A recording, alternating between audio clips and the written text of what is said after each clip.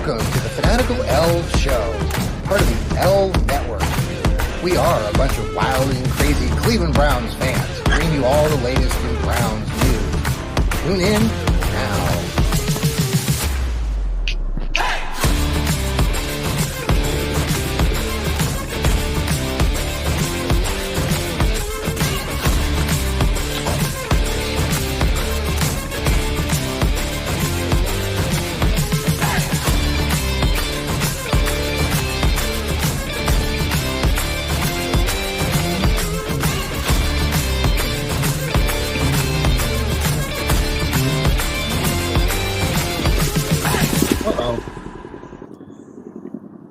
Good evening and welcome to a special edition of the Fanatical Shows. We are joined tonight with our special guest, Paul Brown, all the way from England, and I believe he's in front of Buckingham Palace. I'm your host, John Succi, and I'm here with Steve Gill and Elliot Cannell, and we are part of the Fanatical Elfz Network, and we are so excited to have you here, Paul. Welcome, Paul, and Buckingham Palace. Hey guys, how is everyone? Here's a live update just for you guys at Buckingham Palace. There you go. Great. Awesome. This is fantastic. Awesome. Yeah, we're having trouble seeing a little bit. We see black. Sorry. There we go. I haven't got my headphones, so apologies. I'm putting the speaker by my ear. So, but less about Buckingham Palace, more about the Cleveland Browns. All right. Okay. Well, All Paul, right. we really appreciate you joining us. You are a super fan that Browns fans know you around the world, and I've had a pleasure to talk to you a couple times on a couple previous podcasts on my Johnny Cleveland show, and we have this new Fanatical Elfz Network and got some great contributors here with Elliot and Steve, and we're just happy to have you here. We're going to talk about the Brownies, and our training camp is starting here momentarily. And we've got the new white alternative jerseys to talk about. So we're all excited about that. So, guys, we're going to, we have these new alternative jerseys that came out early in the week. I know some of you have already talked about it on your own shows, but they're looking pretty snazzy, pretty spiffy, clean cut. And they're going back to the old 1946 white helmets that they wore when they initially started as a franchise. So how do you feel about it? Paul, let's start with you since you're our special guest. Yeah, I love them. I think 10 out of 10. They look very, very good. It reminds me of the Colour Rush jerseys when Baker Mayfield won that time. So hopefully it brings some good luck, which we need. And I'm looking forward to seeing playing them. What's the first game? Is the Steelers game they're going to be worn, right? Yes. They're Monday Night Football over there in Pittsburgh. Hopefully it'll bring the Brownies some extra luck. Mm-hmm. Yeah, I'm going to be at the game, so I'm super pumped. Okay. Awesome. I'm coming out to Cleveland for week 1 and week 2, and I'm going to be there in Pittsburgh for that game. That's fantastic.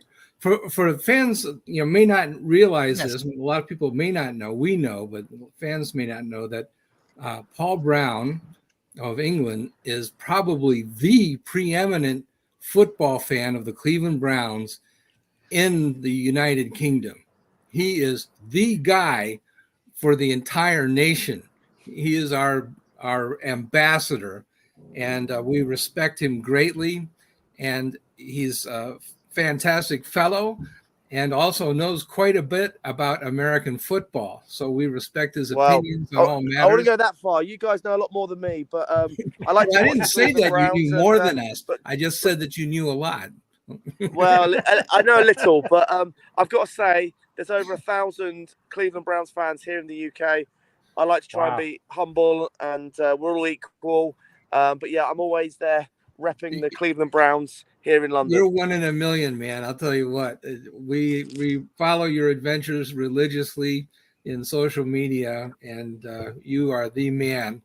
We love you to pieces. And you are the most Paul. You are the most accommodating guest. I've always said this to anybody that I've had a chance to talk to you before, but you are always accommodating, always follow up. And I got the StreamYard link to Paul a little bit late tonight. So thank you, Paul, for No worries. Look, honestly, if I was a bit more organised, I'd have my headphones on and I'd have my Browns gear on. But I know you wanted to do it now, so I literally just jumped on live, and I'm great. literally 5 minutes away from home. I could, if you want, jump off for 5 minutes, get my headphones on, and then speak to you properly if that works. That'll be. Come on back and join us in a few minutes. Be perfect. All right, cool. I'll see you in 5 minutes, guys. And look, thanks, Paul. Buckingham Palace has turned the lights off because they know I'm leaving. Yeah, Go it Browns. was awesome to see Buckingham Palace. That was worth it. That was really fantastic. Yeah, they have a Browns. We are now an international podcast. Network. This is pretty big time. No, we really appreciate Paul. Hopefully he can come back on in a little bit. But and other shows that we've done with my Johnny Cleveland show over the years, when I first started that podcast, Paul actually came on twice, and just a fun guest. So you can see that if you're listening or if you're watching this when this comes out on YouTube or Twitter. So so you guys, the white jerseys, Steve, what do you think? Are you happy? Are they slick? Well, they wore the white uniforms last year with the orange helmet. They just debuted the white helmet, which, a lot of people didn't realize that. All you got to do is look up pictures of Marion Motley and Otto Graham, and they're wearing white helmets. I mean, come on. Right. Yeah, I think it's a really clean look. I like it. I'm not a big uniform guy. As long as they win. They could wear whatever the heck they want. Well, it's a really nice look. I mean, Seattle came out with their throwbacks, and today the Colts came back with what they call their Indiana Knights uniform, which is all blue. So this is the week, before training camps start officially next week. Our training camps this weekend. This is uniform week. Yes. And when you sell franchises week, the idea that this new uniform, I mentioned it on the Johnny Cleveland. I did a little special 10-minute show when we talked about the uniforms. But you and I, we all know this. Like when we go out and about, and we go on out to dinner or date night, or we're or we have an important business meeting, or we go to work and we dress up. Sometimes you feel a little bit more special, and maybe you perform a little bit better. And maybe the Browns, when they're wearing these uniforms, it'll inspire them. Watch out, Pittsburgh Steelers in week 2. Elliot, what do you think? They're wearing them for the Steelers, the 49ers, and then the last game, the Jets. Those are the 3. Yeah, Elliot, what do you think about everything? I'd like to maybe add a cautionary note. I'm sensitive to those who want the Browns to remain traditional, not get too outlandish. And some people didn't realize, as Steve pointed out, that the white helmet is traditional, and that we did wear the white helmet in 1946. And I'm not sure when they stopped. We stopped in 51. 51. Yeah, I was going to guess it was 52, but okay, 51. I mean, we started wearing the orange helmets in 52. The NFL, the Browns wore white helmets. So this is traditional. It's not something the wacky. Other thing, But what I'm mean to say is that I think that in the future, it's good to have well-styled uniforms, but we don't want to see them get too wacky and start having green uniforms or something like that, or gold, or who knows what. So I think that as long as they maintain the basic Cleveland Browns traditional style, I think it's all good. And I want to just assure the fans that we believe that, in fact, what they're doing is traditional within those guidelines, and it's a good thing. It looks sharp, and the team can be proud of what they've done. They've done a good job with it. My personal opinion is I approve of what they've done. It's cool. Yeah, I like that take. Some teams, like the college teams like Penn State, like the pro teams like the Cincinnati Bengals, a few folks came out and were discussing when the Browns came out with their uniforms and seemed a little bit annoyed. And my thought on it, and maybe you can correct me on this, Steve or Elliot, historically, though, I mean, the Browns likely, I can't imagine they were the only team wearing white helmets in the 1940s and 50s. It was probably a pretty common helmet and color. So I find it just amusing that, some folks are like, well, they're stealing the Penn State helmet. No, not really. This get is out of here. We had the helmet in 1946. Yeah. Go take your helmet and you can do what Shove with it. You know what I'm trying to say. That's an utterly ridiculous comment because the Browns have had it since 1946. That's just ignorant about football tradition. You don't know what you're talking about. I know it's surprising. Now, I did talk to a recent Penn State fan that I know here in town in Columbus, and they're like, "Oh yeah, we really like what the Browns did." I mean, they're not offended by no, yeah. I mean, Penn State's. I like Penn State's traditional uniform also. Yes, but the people cannot possibly complain if somebody else has a traditional concept that harkens to the 1940s as well. Yeah. I mean, they were not the only team that played football in the 1940s. Come on. Now, I wrote in my article or something I wrote recently about how, they won they won 8 titles between 46 and 64, and 5 of those were with the white helmet. So there you go. So, let's go with the white helmet. Right, I know. Damn. So, guys, I just want, again, if you're watching us on live here on our Fanatical Elfz Show tonight, we have our special guest, Paul Brown, who's going to be coming back to us. He just was live from Buckingham Palace, which is, I'm blown away right now. I'm sitting back going, oh my gosh, this is fantastic. We're an international. I was blown away. Who knew King Charles was a Browns fan? I mean, come on. I didn't know that. So we're part of the Fanatical Elfz Network. Thank you, all of you who are following us. If you're listening to us on our podcast, you can follow us. This is really important. Follow us on Apple. Follow us on Spotify. Subscribe, follow. Just hit the follow button on your iPhone. And anytime a new show comes up for our Fanatical Elfz network, that show will pop up. So like when I wake up in the morning, I turn on my phone, I might have a listing of 2 or 3 different podcasts I listen to, and that'll be right there. And then just click on it. You can listen to us for 5 minutes, 10 minutes. If you're driving to work, if you're coming back from work, we had just so many different shows. I know Elliot's got his show with Joel Cade, the left guard. He does the Browns football philosophy and rocket science. And then you got Steve up there who does the Dog Pound South podcast. He brings a little non-Cleveland flavor because you're down there in Nashville. So tune into our programming. We're going to be adding more programming. You and us, we were all talking off air that, the season is right around the corner and we can't wait to, yeah. And, when we get into the season, we're going to have some additional shows. We're going to have some pregame, postgame content that you're going to love. And we can't wait to get that out to you. So if you want to come to a place where you're going to get exclusive Browns content all day long with multiple contributors, not just Elliot, not just Steve, not myself. We also have the left guard. We've got Rod Bloom. We've got some younger contributors too. We had Sam on last week, all the way down there in Texas. Elliot and I had an opportunity to chat with him. So we're excited. He's going to be coming on board. Okay. So let's get into our training camp. Okay. So the rookies showed up yesterday. The seniors, the veterans are going to be showing up tomorrow. And then my understanding is on Saturday morning, they fly down to West Virginia and they end up at Greenbrier, which is this huge, ginormous resort. And other teams have practiced down there for their training camps, actually. So initial thoughts of that process first. Elliot, what are you thinking about? What are you excited about seeing just initially?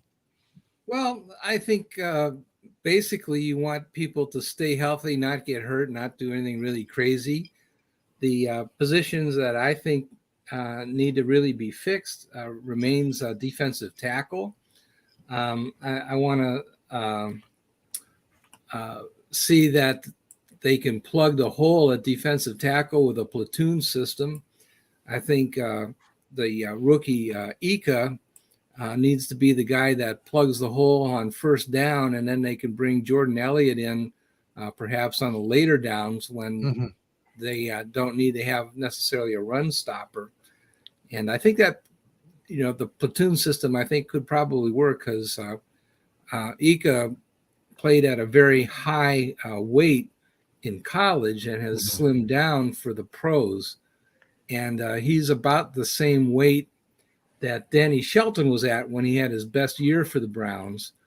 And in college, he played more like Danny Shelton in his rookie year when he was overweight and did not have a good year. So I want to draw that parallel that I think, well, maybe Ika will be the same way and go from, bad Danny Shelton to great Danny Shelton in the same way. Now that hole, Elliot, for defensive tackle got a little bit bigger because Perry and Winfrey was released this week. No, I think it made things much more clear that. I do too. I didn't think he was going to make the team. I don't know what they were thinking in keeping him as long as they did. Yeah. That man needs help. He does not need professional football at this time. It was just a mistake to keep him on the team. But he was such a good dog barker. He barked that loud bark on his interview. I was totally, thrown off by that. I was taken. I feel like I was taken as a Browns fan. I shouldn't fall for that. He has some serious problems. Steve? I'm sorry. Yeah. I hope that he gets help. I can understand why they rolled the dice and kept him. I'm just, unfortunately for Perry on Winfrey, and I agree with Elliot, he needs professional help.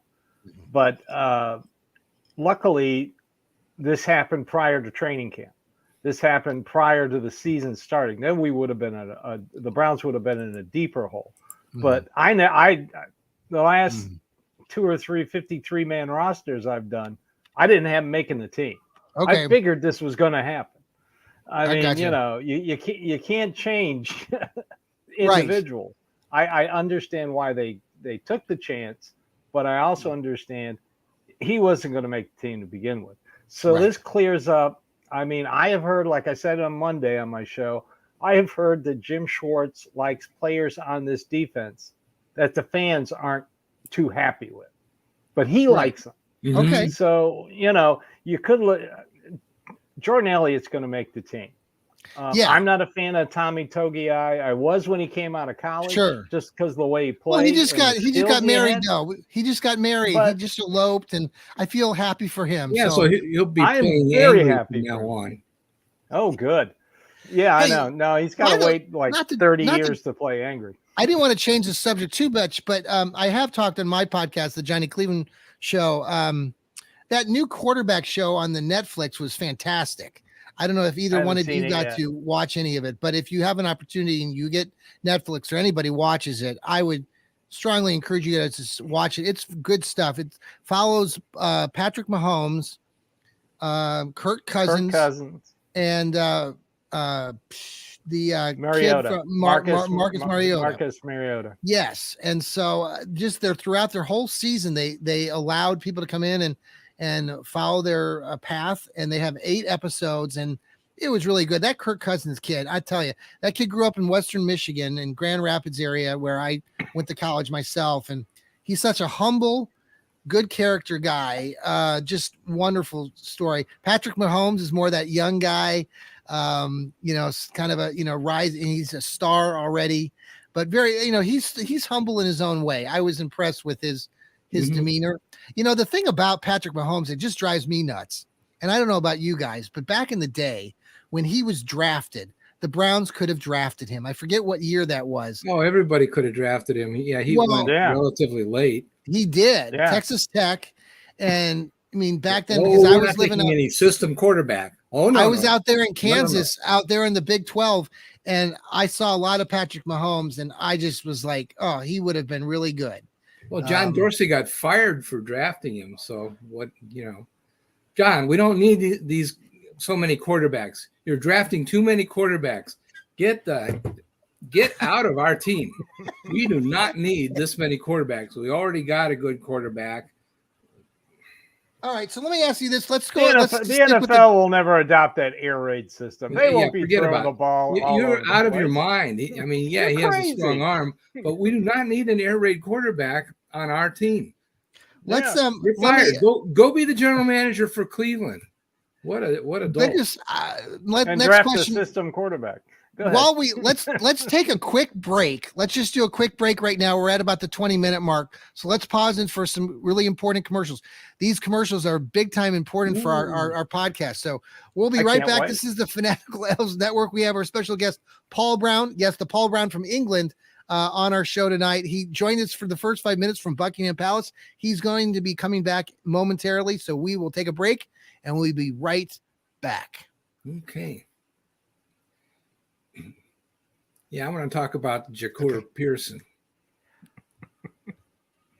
Okay, we are back on the Fanatical Elfz Network. There you go.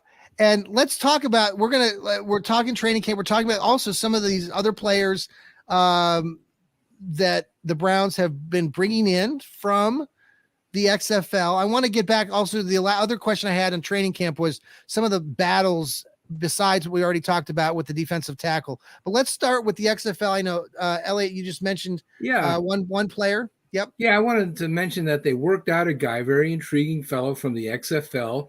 His name is Jacour Pearson, who played for Western Kentucky, and then he transferred to the SEC to play for Ole Miss.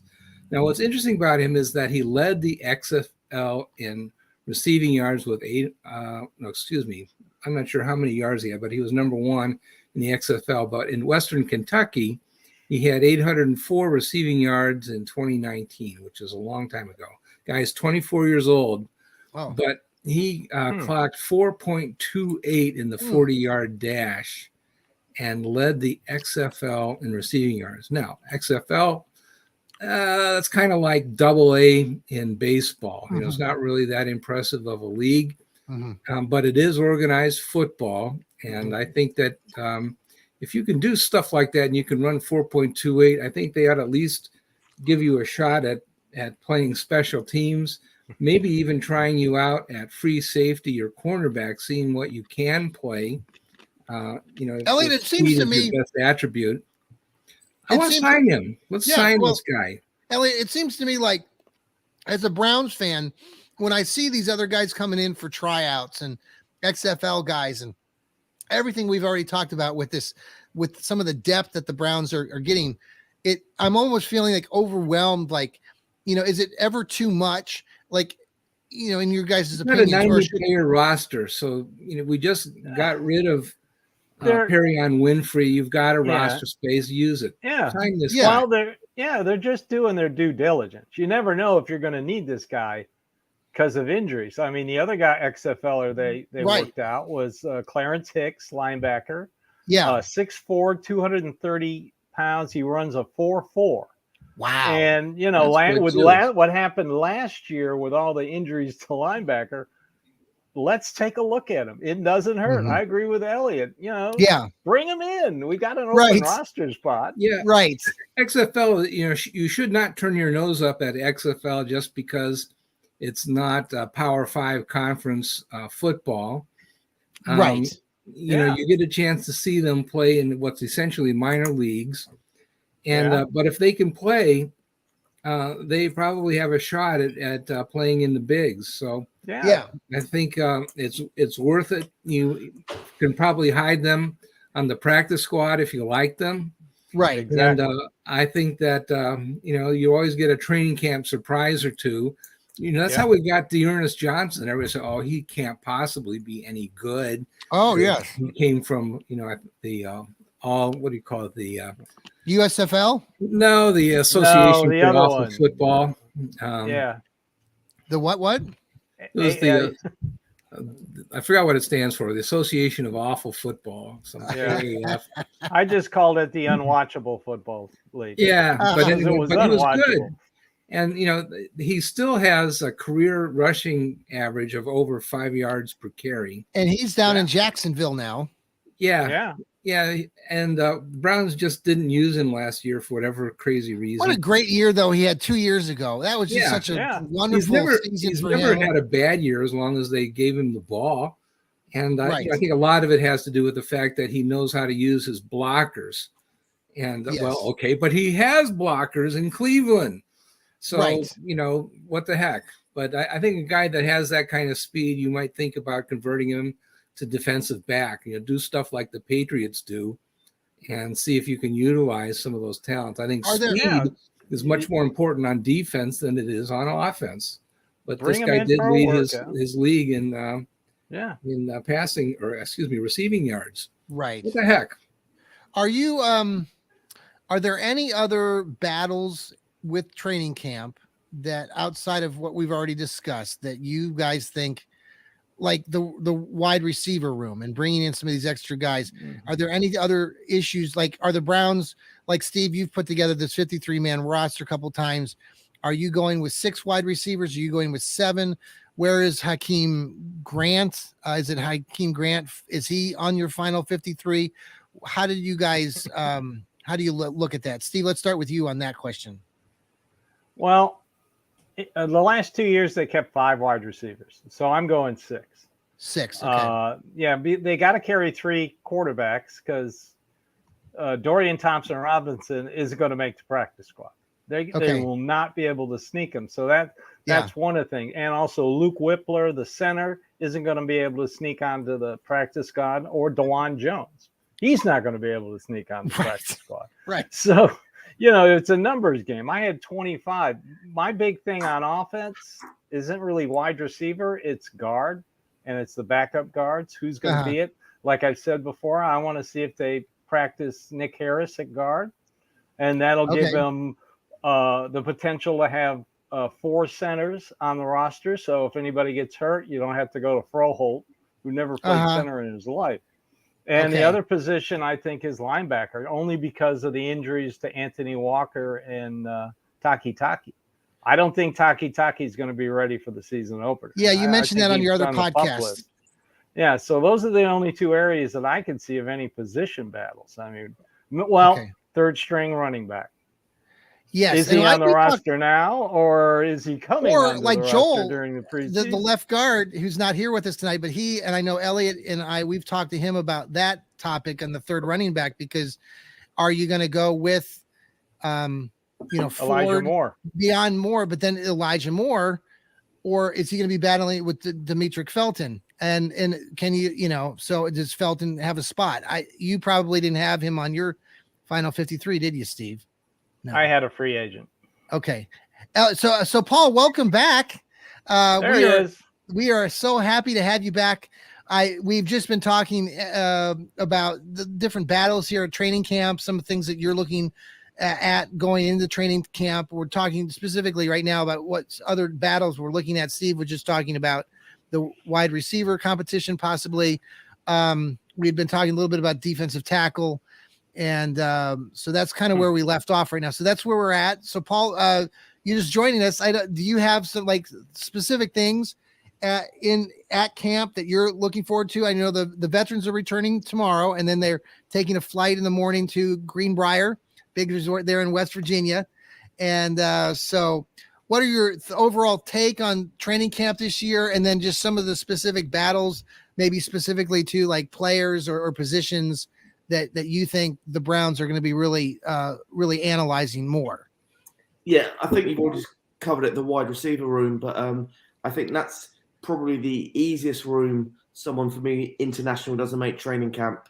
You just watch all the clips of Deshaun throwing the touchdowns to the players, and it's always interesting to see which wide receiver is going to be number 6, number 5, and I say it every year. It looks great today, but week 2, you sometimes only got 2 or 3 wide receivers available fit, So we do get very deep at this point of the year, when I think sometimes it's best just to wait till September. It's American football. There is going to be injuries, and it changes the game when you have injuries. Yeah, excellent. Elliot, what do you think on the battles? Well, yeah, I think for me, there is no number 3 running back. I think that the Browns would go with only 2 at this point, because everybody else could clear waivers and could be retained on the practice squad. They might go to another team, perhaps, but Mhm. really they're extremely thin at running back. I don't really see anybody that I need to have.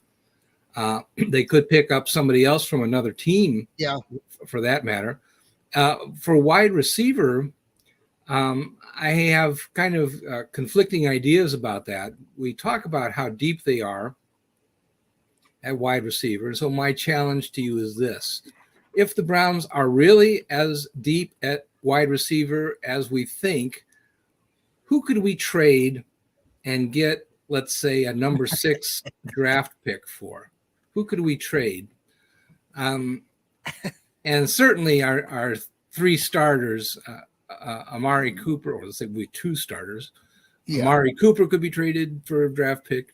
Donovan Peoples-Jones, Cedric Tillman, of course. Now Marquise Goodwin, I think, could be. Elijah Moore, probably. Maybe Schwartz. No, he could not be traded. He would be cut, and he will clear waivers. Of course, yeah. David Bell. Maybe he was 3rd round pick last year, right? He was our third round. Yeah, maybe. No one's really talking about David Bell right now. He's got great hands. Yeah, but if there's really a roster jam, we might trade somebody for a late round pick for next year. But I think maybe I go with 7 wide receivers and only 2 running backs. Yeah. Because you can call up players from the practice squad. 4 times during the season, and the practice squad has 13 players now. I think it's 3. But anyway, but you're not guaranteed that you can send guys to the practice squad. They have to clear waivers. Yeah, I know. And I think that that's going to be a heck of Bell a day. would not clear waivers. Schwartz would. Some of these other guys, I think probably we have legitimately 6 guys that wouldn't clear waivers, but I'm not sure we would get draft picks for. That they're good enough to make the team, right? Not necessarily. Are we keeping 3? Are we keeping then three quarterbacks? Are we putting the yes, you have to keep 3 quarterbacks. I think the 3 guys that we have are really very capable. Joshua Dobbs is the number 2 quarterback. Dorian Thompson-Robinson, let's get serious. He is not going to be the number 2 quarterback coming out of training camp. Dobbs had a nice end of his last season there playing for the Titans. That was a nice run he's for a very him. impressive guy. He is truly a good player. Isn't he a rocket scientist too? Isn't he a rocket scientist like you, Elliot? Yes, he is. He had like a 4.0 average at the University of Tennessee, Tullahoma. Those guys are really smart. He really is a genius. He University of Tullahoma. Let me ask you this. University of Knoxville. Let me switch Tullahoma gears. is where the Air Force and the Science Center is. Yeah, that's a real school. It's not. I know it is. Let me stick to the quarterbacks. See, let me stick to the quarterbacks here. That I've been asked this question on some other podcasts. I was on the Pittsburgh, our affiliate with the Steel Curtain Network, part of Fanatical Elfz Network, or Fans First Sports Network. This week, I was on their show that we were talking AFC North, and I was on there with a guy from Cincinnati. Of course, we don't have an affiliate for the Baltimore Ravens, but that's okay because they stole our team. We don't want one. But in discussing the quarterback situation, everyone outside of Cleveland is asking questions about Deshaun Watson still. They all want to know, what are us as fans, what our expectations are. I know we've talked about this endlessly on our shows. He's been rated anywhere between, 5 and 15 or 20 in some projections as far as rankings going into the season. He had the 6 games. Paul, I want to start with you. I mean, I want your take on Deshaun, what you're looking for. Are we going to give him some grace period still because he's 6 games in? He hadn't played since 2020. Wanted to know kind of your thoughts initially on that, and then get the other guys to follow up. Yeah, I think we're all in on him. So there's no, the front office have put their balls on the line for him. Yes, I think absolutely. If he does fail, then I'm afraid to say this is on the front office because it is a ballsy move with his past, with his form, obviously his ability, you can say he is top 5 caliber NFL quarterback. Mm-hmm. But Yeah. a lot of people in the league are saying, we saw him at the end of the season, he looked rusty. Yeah. I mean, are you thinking I'm all like thinking like the first 4 games for me, when I look at the Browns schedule, I'm really, the Browns with this guaranteed money for Deshaun Watson.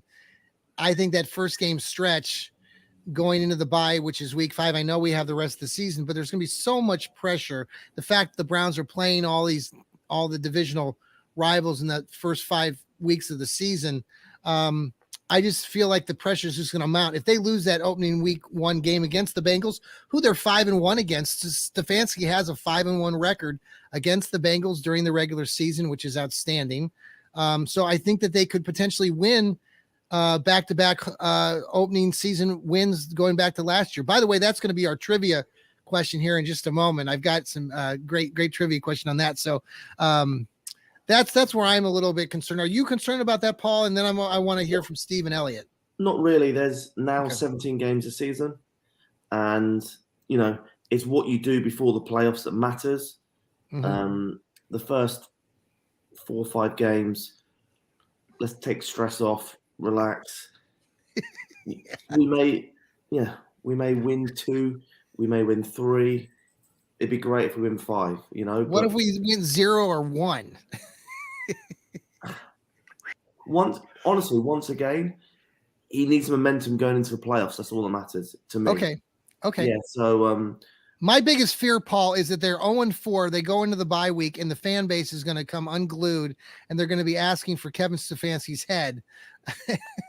Look, I don't want that either. I don't want that. I think Kevin Stefanski's a very good coach. I think it's a problem in Cleveland. We put too much pressure on the team. All that matters is at the end of the season, did we make playoffs? Did we win them games?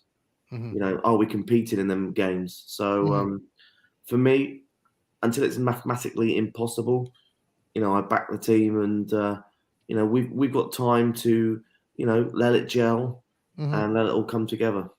Okay, Steve, Deshaun Watson, just again going into the season and what you're looking forward to right now. I mean, what are your expectations, or what are you thinking that things will look like initially for Deshaun?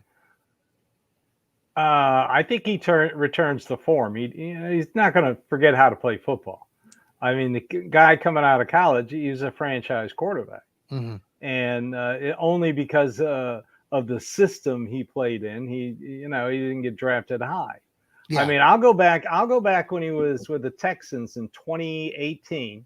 The team started 0-3 with Watson. Then they went on a 9-game winning streak, and they ended up winning the AFC South with an 11-5 record. Now that year that they went into the playoffs, I think they lost that first round game to the Colts. Is that correct? In 2018, it was the following year in 2019 that they had a good year. They played the Chiefs. They went up 24-0 or something in the playoff game. Yeah, and then folded. But, sound familiar? Yes, a little big bit. League against the Chiefs. I'm not worried about him. I hear coming out of training camp, and he and Stefanski have a great relationship. That's what you need. Stefanski's already showed he can turn quarterbacks. I mean, heck, Jacoby Brissett had his best year statistically, and he's a backup quarterback. Yes. He's going to win you 1, lose you 2. I mean, he made Kirk Cousins into a playoff quarterback, and also made him a very, very wealthy man. Yeah. So, and look what he did with Baker Mayfield second half of the 2020 season. Yeah. Elliot, what do you think? Deshaun, I have no problem. Yeah. Deshaun, you're good. I mean, we've talked about this a couple times in other shows. Elliot? Yeah, no, I totally agree with what I've heard from Paul and from Steve. I think that number one is I'm against quarterbacks in general. I think the NFL is going through a phase where they have, for reasons unknown, started to pay quarterbacks at a higher percentage of the salary cap than they have ever paid quarterbacks ever before. Wow. And you can say that there's no such thing as a salary cap and body. But the point is that historically, the quarterbacks have been paid something like 10 or 12% of the total salary cap of the team. And this season, they're getting paid something more like 20% league-wide. Mm-hmm. And I think it's too high. I think they've also decided, for whatever crazy reason, that they're not going to pay running backs as much. And I think that's a mistake. I think they've just collectively gone through a fad where they decided that they're just not going to pay running backs. Yeah. I think that teams will realize that that's a mistake and invest in running backs, get 2 or 3 of them on their team, have an average salary quarterback, and they'll really get a lot of yards and do very well. That is a good business plan. Nevertheless, I believe that the Browns will do well with Deshaun Watson. He will come back and have a good season. Okay. I don't know that he'll be top 5. I don't know that they need him to be top 5. I think he'll be top 10. I think that the Browns' biggest gains will be on defense. I think that they've upgraded their personnel substantially. Yeah. One other thing I want to point out is that in the division, what really counts is what are the other teams in the AFC North doing? And for whatever screwy reason, both Baltimore and Cincinnati decided that, well, we don't need to pay defensive backs anymore. We're just going to get rid of our veterans. I know, talking to the Bengals guy, the other Elliot, on my show that I was with the Pittsburgh guys, they were talking about that too, the defensive backs issue. Yes. Yeah. Yeah. So I think there are going to be a lot of passing yards in the AFC North this season. Just in our division, there's going to be a lot of yards. Quarterbacks are going to do very well. Wanted to ask you the running backs, give some kudos to Nick Chubb.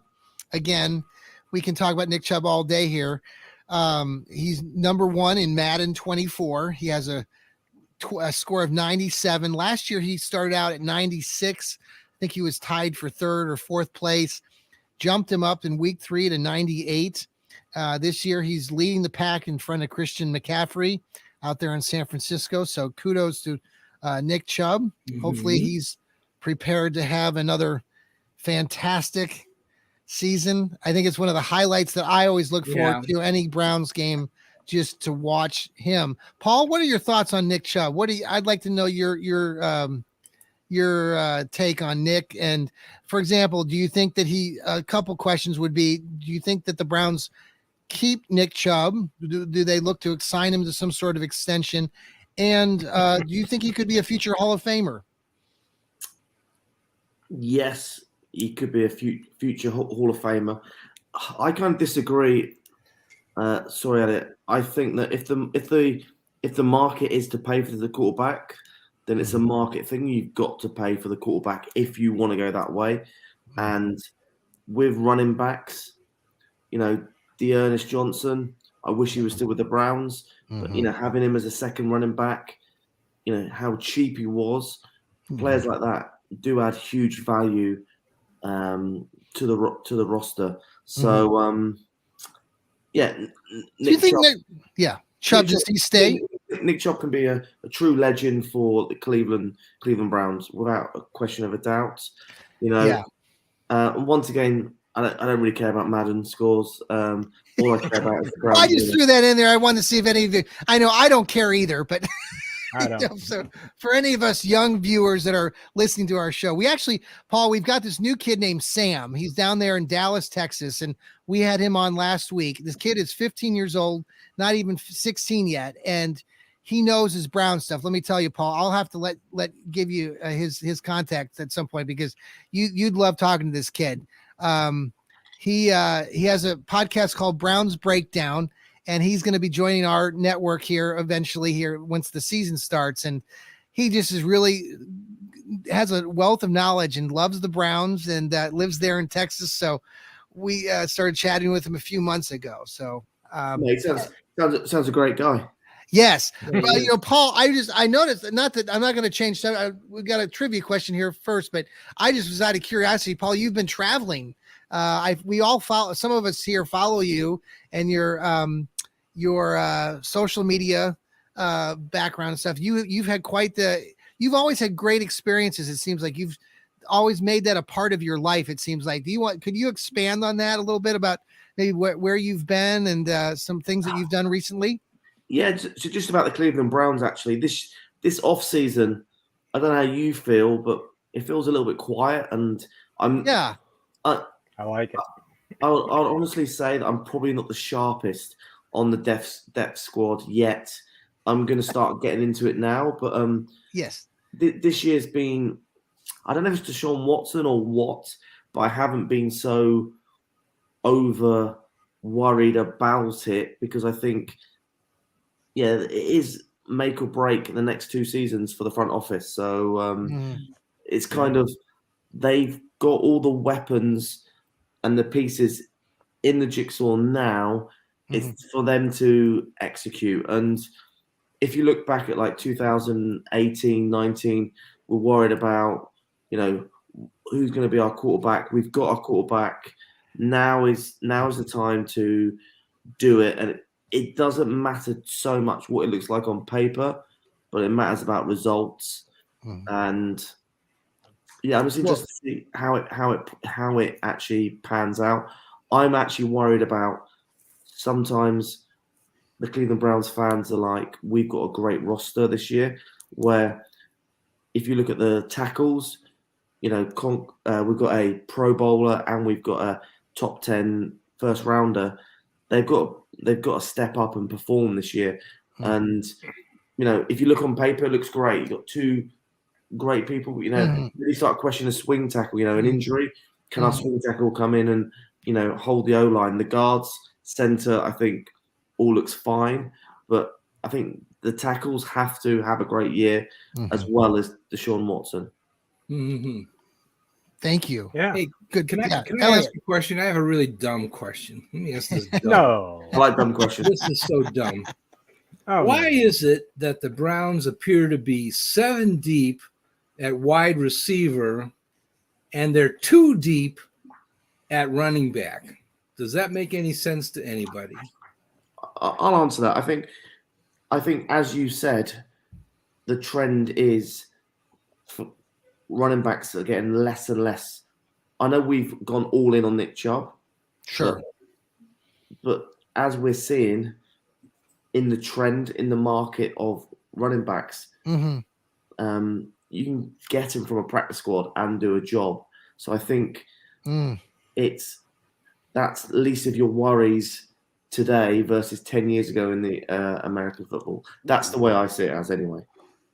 But you don't even have to pay to get a number 3 running back. They don't have to be paid that much. You could get somebody like Dearness Johnson for not very much money, but they don't have a credible. The number 2 guy. Understand we like him. We like Jerome Ford, but he has 12 yards from scrimmage for his NFL career.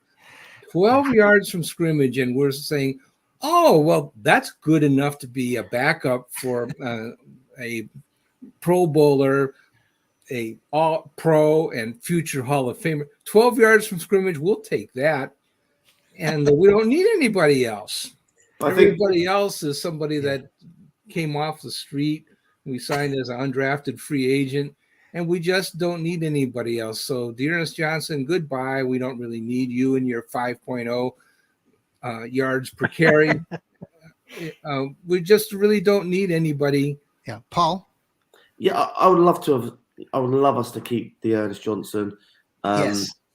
That was a special year. We talked about, Paul. We were just before you came on. We actually were talking about Dearness Johnson briefly, and just what a great year that was back in 2021. He did some great things for the Browns. But he's performed every year that the Browns give him a ball. He's never had a bad year.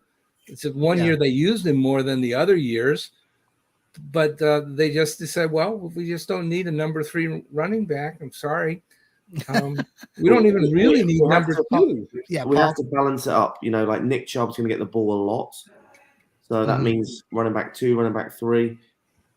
Let's not worry about it. Let's put all our eggs on Nick Chubb. If there's an injury, then that changes everything. We have to go out and Yeah, then we're going to panic. That's a good plan. Well, that's what they did at center last year in linebacker. They touch panicked. wood, Nick Chubb. They had. Let's face it, they had 4 guys that could play center as backups that were credible. And they How lost many all guys of they them. actually have that can play running back? Well, let's switch up. I want to throw out our trivia question, Paul. We were talking Throw about it this out. earlier. All right, so this is our Throw it dog. out. I'm This is hopeless with trivia. our dog pound trivia question. So if you know the answer, speak up, but might take a little research if you got to do a Google search here. It took me a bit. So the Browns won last year. They beat the Carolina Panthers in Baker Mayfield. We all got excited. That was only their second win since coming back to the NFL football in '99.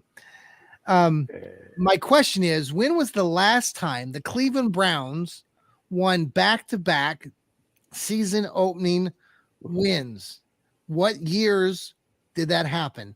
The last time the Browns had back-to-back season opening wins, they could be home or away, but it was so 2 years in a row that they won back-to-back. And I will just say it hasn't happened very often. Yeah, before my time. There we go. Yes. No, yeah. I was in Charlotte for the Caroline game. That was an amazing game. But, Wonderful. Yes. Yeah. Yes. Okay. So I went back. So obviously going back to '99, they've only won the 2 games. Do you remember the first game that they won? Yeah, Colts.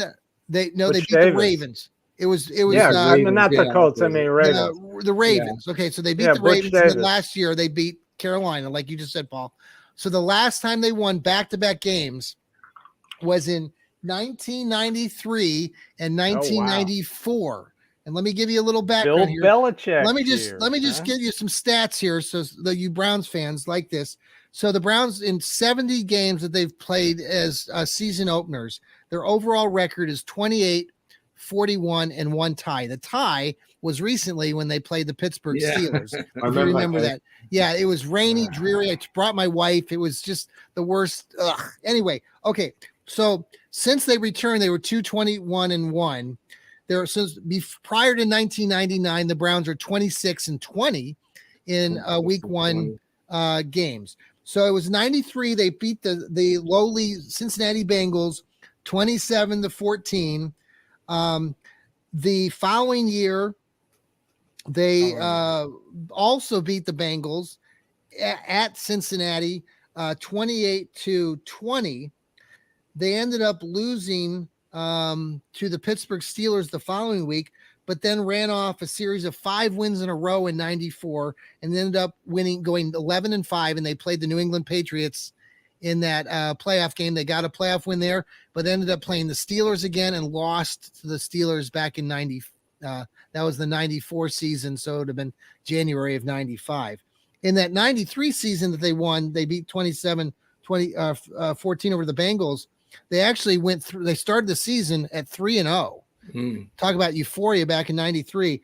They beat the San Francisco 49ers, and then they went out to California and played the Oakland Raiders and beat the Raiders to go start the season 3-0. So some really good years there. And obviously 95 was, they started the season out well, of course, but then the team learned that they were going to be moved to Baltimore. So then the team just faltered horribly. But yeah, 93 and 1994 was the last time. Now I didn't go back before then, but that's a long time ago. That's 40 years ago. Who was the quarterback them years? What now, Paul? Who was the quarterback in 93? Oh, yes. Yeah. Who was it? Oh, who was the quarterback? Yeah. I don't know. I did not look at that far. 93 anybody know that? Vinny. Probably would have been Vinny, wouldn't it? Yeah. And Metcalf was the running back. Yes. 93 was, could have been Bernie, 93. Might have been Bernie. I think Bernie left but I think it was Vinny Testaverde. Well, Vinny Van Boom. Well, that was the other thing that was going on there because, what happened then was that Bill Belichick, who was the Browns coach, traded Bernie. You know, that's why Bill No, he Belichick cut him. That's why Bill Belichick is not liked in Cleveland. Even though he's this future Hall of Fame coach, he cut Bernie Kosar. Bernie ended up going to Dallas. Is that right? To the Cowboys first, and then finished his career in Miami.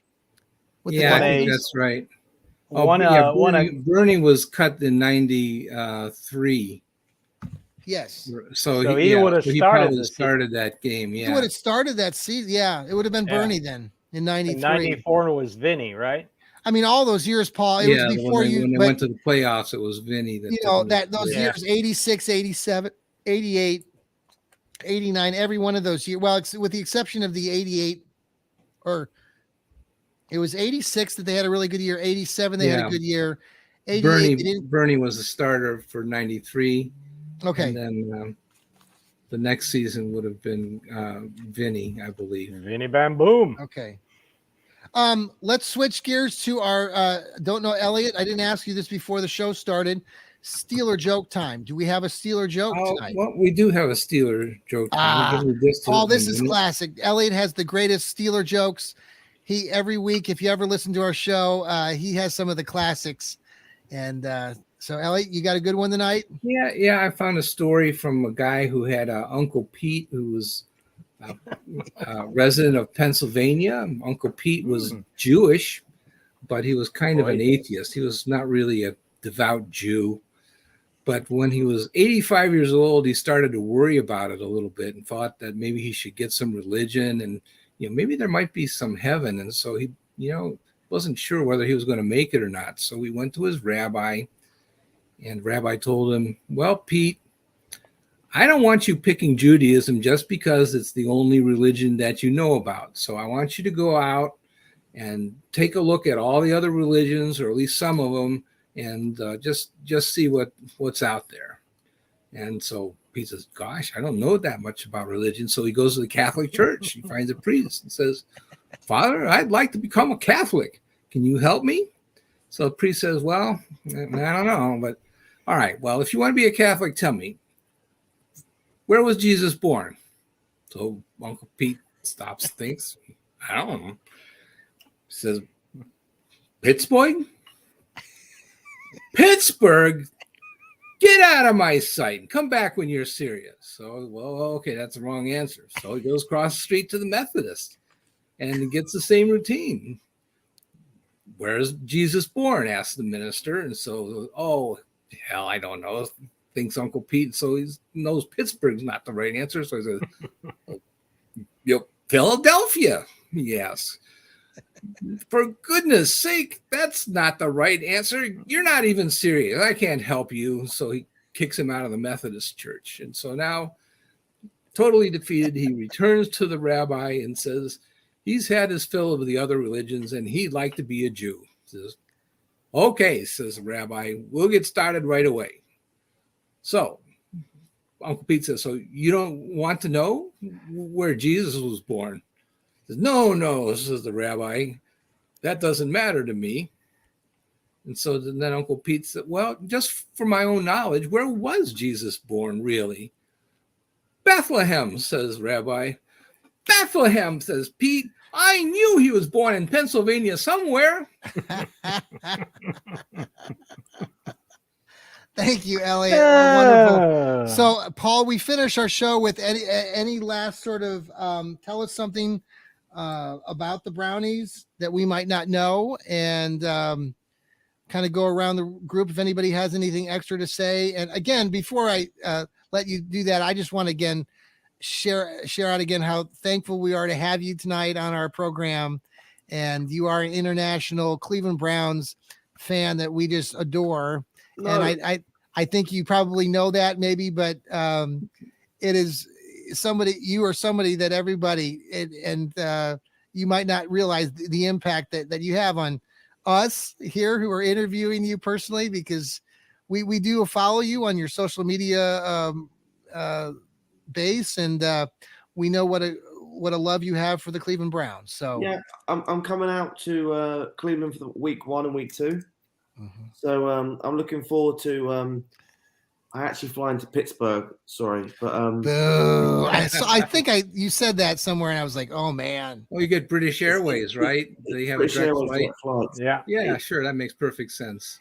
Yeah, it does, but it doesn't mentally. Yeah, and Well, Pittsburgh don't is- tell anybody, but Pittsburgh's actually I say this all the time. But Careful what you say. Pittsburgh, the city itself is. I love the city. It's a great Oh, town. shut up! Right. Yeah, we Leave it respect now. Get 'em off. Pittsburgh, even though we make fun of them. All right. Name one good thing about Pittsburgh. Nothing. Honestly, Well, you're you know- flying into the airport, so you gotta at least land there, and hopefully that'll be Well, the airport's on the I right want you to side land of safely, Pittsburgh. Paul. You don't have to drive through the city to No, get it's on to the Cleveland. outskirts. Yeah. Yeah. I think their sandwiches are shit. To be honest, honestly, Love it. there's nothing nice about the city. The only nice thing about the city is the walkway along the river. I think is quite nice. Okay. Okay. Yeah, it's got There you some go. really dramatic views, from but Three- the sandwiches three- are shit. Is So it like three- you've tried the one famous sandwich shop where they put the French fries on the sandwiches, whatever. that Primanti place- Brothers. Primanti Brothers, Yeah, where they Primanti stack Brothers. everything and they put a bunch of fries on top of it with some No, coleslaw. I worship those guys. I love that stuff. Come on, guys. But it's shit. Come on, Paul. That's better. Now we're talking. Look, I tried like they said, the best burgers in America. Very average. Okay. Honestly, is it Three Rivers meat in one place? Is that Yes. right? Yes. Yes. That's nice. Okay, that's the only thing nice about the city. It's cold. It's windy. That's it. Right. And their You, fans suck. you can't drive through Pittsburgh because of the Three Rivers. Yeah. Everything funnels through downtown, which is really Yeah. But I'll tell you what, Yeah, corned beef just- sandwiches in Cleveland are the best. The drive into Pittsburgh's quite nice. You come over the hills and everything. That's Yeah. quite nice. But So you're flying to Pittsburgh. You're going to be here for the first couple weeks of the I'm flying to season. Pittsburgh. I'm then going to get straight to Cleveland. Second I land, I'm going to Cleveland. Great. I'll come Friday. I'll probably go Ohio State Saturday, That's okay. Yep. There we go. and then I'll go out drinking Saturday night for my sins. Saturday night, and then Well, 7 o'clock, hey, Paul, are you going to be down here in Columbus? I think I will come for the Ohio State game if I get a ticket. So. I live down here in Columbus, so if you go out, I might need to hook up. Catch up with everybody there. So that'd be good. And then from how far is Pittsburgh to Columbus? Is it? about 2.5, 3 hours. About 3 hours, right, Elliot? It makes more Yeah, sense. to me. yeah. Just I'll under probably go- three, probably about 3 hours or less. Yeah. I'll probably do this. I'll probably go Pittsburgh to Cleveland, Cleveland to Columbus. the German breakfast place I like. Oh yeah, the German village down there. No, Oh is it yeah. the Germans something Yeah, that's a German. Is it in Germanville? It's like a restaurant there. on the way down to Columbus. I always stop there. Yeah, Mhm. you're talking breakfast Yeah. at a German place. Yeah, Well, that would have to be the Germans. The can't think of sausage it. place. the sausage place. Yeah. I can't think of it right I'll now. stop there, Okay. Ohio State, and then I'll come back up. Probably When you go to breakfast, Paul, that would be better because I got maybe I'll meet you over there for breakfast. that Amish stuff is amazing. Love it. Oh yes. Okay, Oh, and then yeah. you're gonna go from there. You're gonna go over to Pittsburgh. Schmidt's restaurant, Schmitz. right? Yeah. Schmitz. Is that the name of There it? you go. Schmitz. And Der Dutchman is Der north of- Dutchman? Dutchman, that's it. Yeah, Der Dutchman. Oh, you're gonna go to Der Dutchman? yeah. Oh, outside of Columbus. Oh, that's Yeah, a little great north, spot. Yeah. On the way down, yeah. Oh, dude, you let me know when you're there because I will come up and meet you. That's a great spot. And then probably Tremont downtown on Yes. Saturday night, 7 o'clock religiously. I'll be in Muni Lot helping setting the guys up with their tailgating, and then I'll sleep Sunday night. Well, thank you so much for being on our show. Yes. Before we go here, Elliot or Steve, any last thoughts before we say goodbye to everybody? Yeah, I think that the Browns should trade a wide receiver for a real running back. How Okay. about that? Okay. It makes sense. All right. More depth in the running back room. What about Delvin Cook? No, he's a free agent. No, No, he's a free agent. We can't afford him, but can't afford he it. he is worthy. They should have 2 running backs, not 1 running back and run him into the ground. That's a bad plan. Steve, final thought. I am on veteran defensive tackle watch. Okay. I want Matt Ioannidis. He is perfect. Shelby Plays the Harris run, Shelby and he Harris can- is still out there. I want Matt Ioannidis. He can bring pressure and he can stop the run. He'll be a great rotational guy, and he's a veteran. In his 30s, a veteran, and he plays well. So that's what I'm looking for. I've wanted him since before the season, the preseason even started. The season started, the signing period. I love this guy. Great addition if he guys. Appreciate you all being here tonight. Thank you so much, Paul, for being here. It was fantastic with your intro in front of Buckingham Palace of all places. That's something I will not ever forget. Sorry, my mic was bad, but yeah. No, Paul, I love the starter jacket. I love your brown stuff. You're always, good luck. Best wishes on your travels here. Stay in touch. We'd love to stay in touch with you and talk to you hopefully soon. Steve and Elliot, thank you so much for being here, part of the Fanatical Elfz show. They're great contributors to our new Fanatical Elfz network. Again, like I said earlier, you can download us, follow us on Apple, follow us on Spotify. Follow. We are gaining, Paul, we're up 70% on our downloads just in this last month compared to last year. So we're really excited to be part of the Fans First Sports Network. What's your podcast strategy for the year? Are you doing a show twice a week, 3 times a week? We do. We have about 7 or 8 shows right now that we're doing every week, Paul. Yeah. We have a variety of shows, and we're adding shows. Daily. Yep. We got a daily. Yep. We're doing it. I'll tell you, Paul, I know you don't like to hear this, but the affiliates in Pittsburgh, this group, the Fans First Sports Network, and I've talked about this before, they were part of SB Nation, which was part of Fox Sports in the past, and they dissolved their podcasting, but many of those affiliates stayed together. And the group from Pittsburgh, the group from San Francisco, they are spearheading this, and we started our podcasting late March, first part of April here for the Cleveland affiliates. They contacted us, and so we've added some great shows. Steve's got his own show, the Dog Pound South podcast. Elliot, he's got a show with the left guard Joel Cade. It's called the Browns Football Philosophy and Rocket Science, and also he does the What the Elf Was That show. And I've got my Johnny Cleveland podcast still that you were part of before. And I've added, Paul, we've added a Stadium Mustard show that we talk about food and more food. And we're trying to interview some chefs down there and some restaurants in Cleveland and introducing some different recipes. So we're doing it every day of the week. Yeah. So if you could spread the love, Paul, if you know anybody, have them tune in to our network, that would be greatly appreciated. Yeah, I met Stadium Mustard in London. Really? Yeah, we met him in the pub. So he gave me loads of T-shirts and stuff. So, yeah. Oh, that's fantastic. Awesome. That's awesome. All right. Take care, everybody. Have a great night. And thanks again for tuning in to the Fanatical Elfz Network. Thank you, Paul Brown, all the way from England, being our special guest tonight. Everybody take care. Go Browns. Go Browns.